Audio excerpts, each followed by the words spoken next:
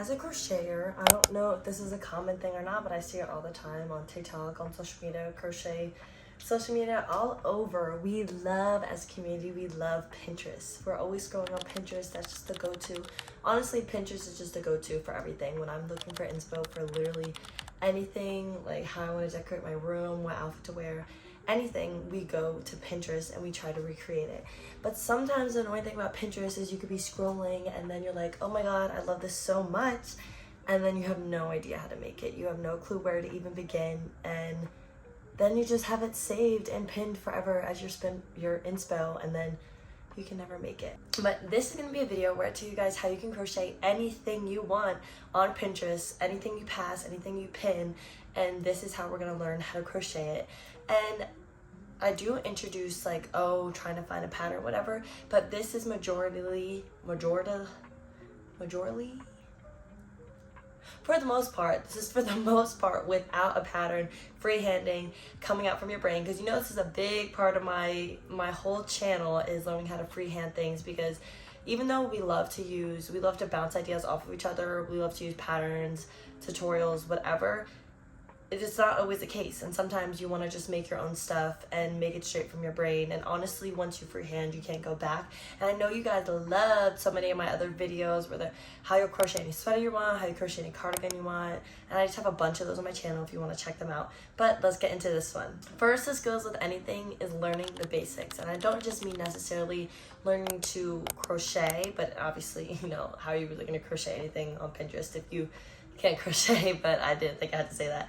But you want to learn the basics, and I'm talking like how to make basic shapes. So for example, when I say in my sweater tutorial, and all my sweater tutorials, I say you just need to know how to crochet rectangles, and then you can pretty much make anything. I even made another video, guys, this is not just a promo, but this is just what's coming to mind, is things that you can make from straight rectangles. So once you learn the basics of like increase, decrease, you just want to know the basic stitches in general before you're learning how to do more intricate things. And you kind of just want to look up basic things, and I'm not necessarily saying like beginner, learn how to do the stitch, whatever. This could also be basic crochet top, basic plushie, basic blanket, whatever. You kind of just want to get the outline, because honestly they're all kind of the same. When you're making anything, they all start from somewhere, and you want to just, if this is your first time making it, then you want to just go off of the basic things, and then like saying like this should be you want to go off of all beginner things. Even if you're not necessarily a beginner, but maybe you're a beginner to crocheting this type of thing, you want to start off with the basics, and then you kind of just build off of that. I think that's really anything in life, but we're more talking about crochet, not life. But yeah, I'm here for everything. You know, we got it all. But the next thing is kind of incorporating the same thing, is using what you already know. So say in the past you used a pattern, or you've used a tutorial to make this different top, to make this sweater, plushie, whatever. You want to incorporate all the things that you already know and take all different things. For example, say you already made a sweater, but the sleeves are different in this pattern, maybe it has stripes, maybe it has different things. You want to use the different things that you already know and just combine everything that you know already.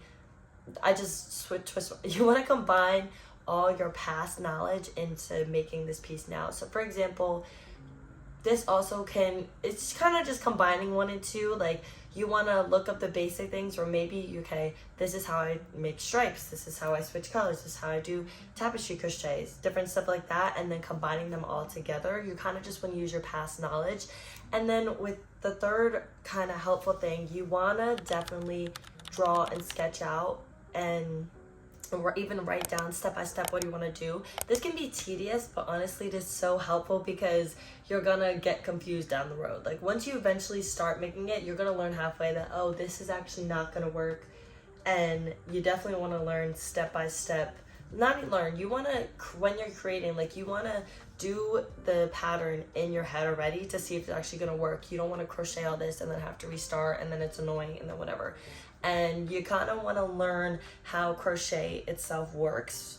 I think the biggest thing with that is, for example, increase and decreases, I feel like, are the shaping of crochet. Like 9 times out of 10, that's really what's going to shape crochet. So you definitely want to learn how that works. Like maybe I add one increase here, maybe I do increase every other. Like even with plushies, I know you want to gradually increase, and then you like increase every other stitch, increase every other 2 stitches, and then stuff like that. Like you want to study learn the language of crochet so that like you can write your own book with that language. I mean, like, not an analogy queen, but yeah. So that's kind of, you want to use what you already know, you want to draw it out, you want to do different stuff. I mean, you look at clothes designers, I'm not just saying necessarily crochet clothes, anything designers in the fashion industry, and this is what they do. They sketch out the idea before you do it. And it's always nice to go out and just try to make something, even like on when I totally forgot this is like a 4 Pinterest video, but when you see it on Pinterest, you want to sketch it out and you want to do as much research as that piece you can as possible, because sometimes you see the pictures and they only have the front, but then if you like tap on it, then you can like scroll down, or you could find more information on where the actual pattern's from. Maybe you have a picture of the back, maybe you have all this different stuff. So you definitely want to do as much research as you can on the top, even if you don't necessarily want to use their pattern, because they don't always have a pattern, or maybe it costs $2 and we don't want to pay $2, or even $1.50. Maybe we don't want to pay that,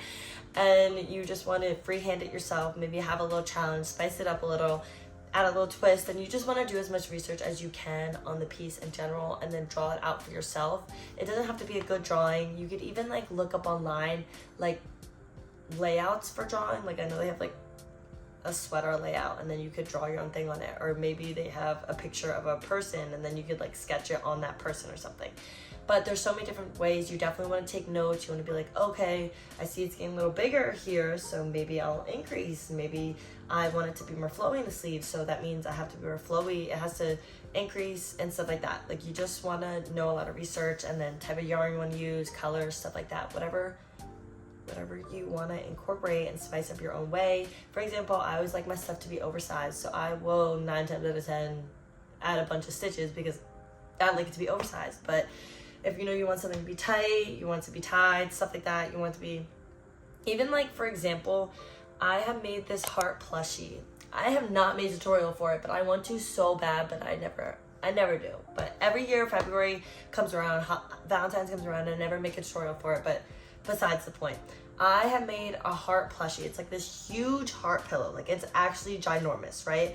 And what I did is I saw a little plushie. I keep doing the heart symbol, but I looked up online, I was like, okay, how do I just crochet a little heart one? Because like you don't really see the jumbo ones online. And then I mathematically figured out how to make it so that it's huge and with huge yarn, and just like how many rows I needed. And I just used like proportional math. A lot of this is going to take trial and error, and honestly, it's not that bad. I want to do that with a lot of stuff, to be honest. I want to just take miniature things and make them huge, because I feel like I just love things bigger. Like I just love my squishy. I just love my squishy so much. I don't even know if I'm in the camera. Okay, I am. But yeah, that's an example where you just kind of take inspo from something else and make your own. Maybe you want it bigger, maybe you want it for a baby, maybe whatever. But yeah, you just want to draw, you want to take what you know. We're gonna like keep repeating, so this is in your brain. Okay, and then I was talking about this before, fashion designers, everything, you don't want to necessarily just use crochet. I emphasize this a lot in other videos, but you also want to go into the sewing and knitting, and I don't know if there's other way to make clothes. I feel like there's probably something out there. Okay, but it's not coming to my mind right now. But there's just so many different ways to make clothes. But at the end of the day, making clothes is all going to be the same. Just because you're knitting it, just because you're sewing it, doesn't mean that the complete layout is going to be different.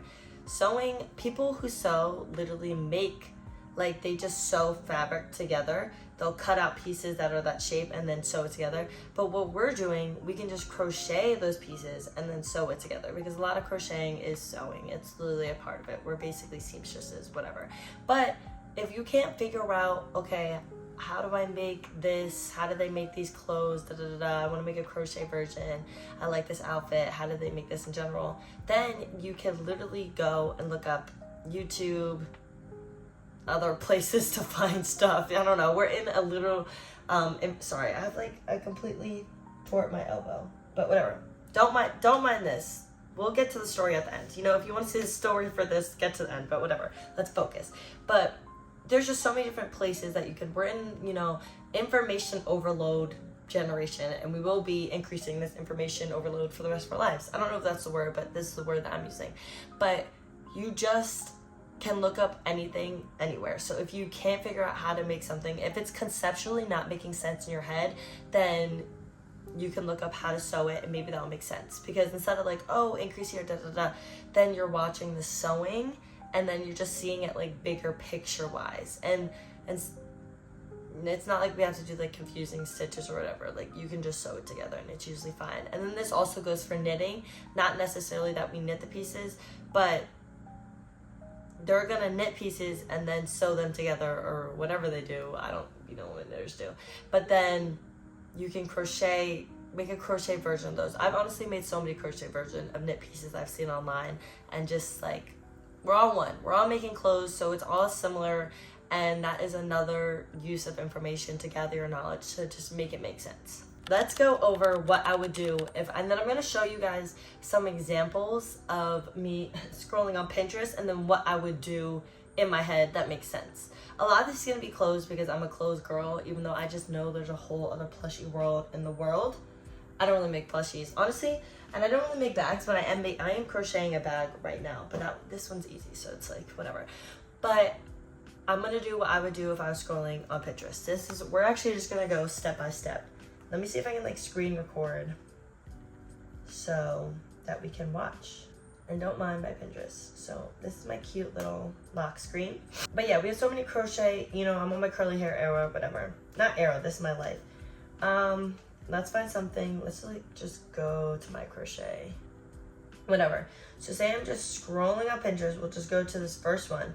First thing I would do is obviously, see if it has a pattern. Even like right here, it says, is it knitting or crochet? Doesn't matter. Can't find a pattern anywhere, whatever. So all we see is that it's just like a basic sweater, not really a lot of like, I don't know, not a lot going on, and it's just stripes. So honestly, maybe I would go to like a basic sweater pattern. I would go to learn how to do stripes, how to change colors, a stitch that would look cute. I would honestly probably use like the most basic stitch I know, which would be half double crochet.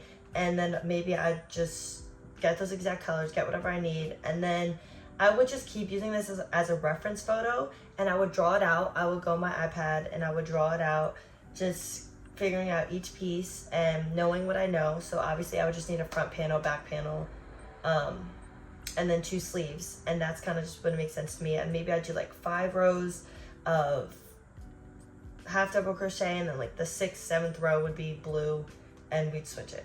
So that would be like an example for that. Maybe I'll do like a top one. Like for this one example, I know how to do the basic cup. Maybe I'd YouTube online, like crochet top, and then we could try to figure out, I won't necessarily be able to get this exact stitch, but like honestly, low key could figure it out. Like just keep looking online, like granny square, boho, granny square, and like get something that's close enough. But honestly, if you like zoom in, I feel like you can see the stitches. Like I feel like these are all like double crochet or something like that. Yeah, it's pretty intricate. And then like figure out a way to attach the shells. So you would just have to do like all different things. So like maybe you'd look up one thing for the cup, maybe you'd look up one thing for whatever, but like I already know how to make a cup, so like I'd use my past knowledge, stuff like that. Okay, let's see if we could do one more. This is not my crochet part. I don't even know I have it saved here. What else? This one, I feel like honestly also wouldn't be too bad. That's why I have it saved, is I just know the basic layout for sweaters. This is why I totally am a big advocate, I mean, who isn't? But a big advocate for my crochet and sweater, or like those different videos I have on my account. Maybe I'll figure one out for like plushies, bags, and stuff like